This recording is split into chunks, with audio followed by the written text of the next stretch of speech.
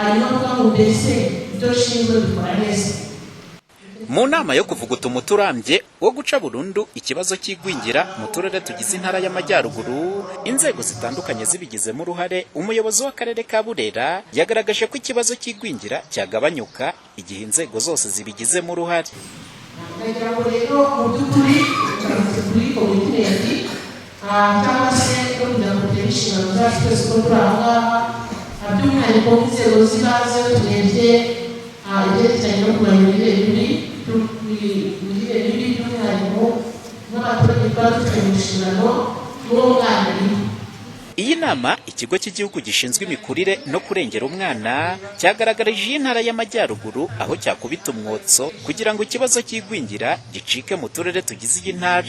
Mu kungurana ibitekerezo kw'abitabiriye iyi nama batunguwe no kumva umukozi w'ikigo cy'igihugu gishinzwe imikurire no kurengera umwana mu karere ka Musanze, Mukandayisenga Domina, abaza amoko 7 y'ibiribwa umwana akwiye kugaburirwa buri munsi. Abari muri iyo nama bibaza ibyo yigisha niba ibi ngibi atabizi. Ni ikibazo umuyobozi w'ikigo cy'igihugu gishinzwe imikurire no kurengera umwana Ingabire Asumuta yahise avuga ko yego kwigisha no guhozaho, gusa ngo hari ibyo wumva ukumva biguteye ubwoba. Ikigo cy'igihugu gishinzwe imikurire no kurengera umwana mu karere ka Musanze, poste ya presence mu bintu ya presence yavuze ko hari amoko agera kuri 7 y'ibiribwa umwana yagakwiye kubona ku munsi. Kugira ngo mubaze se ayo moko ni ayahe, ibyo biribwa ni ibihe? Murakoze. Sada yakoma sewe yakoze urubimba tabizi se yego kwigisha kubara ko nabishinzwe umuntu ahita yumva.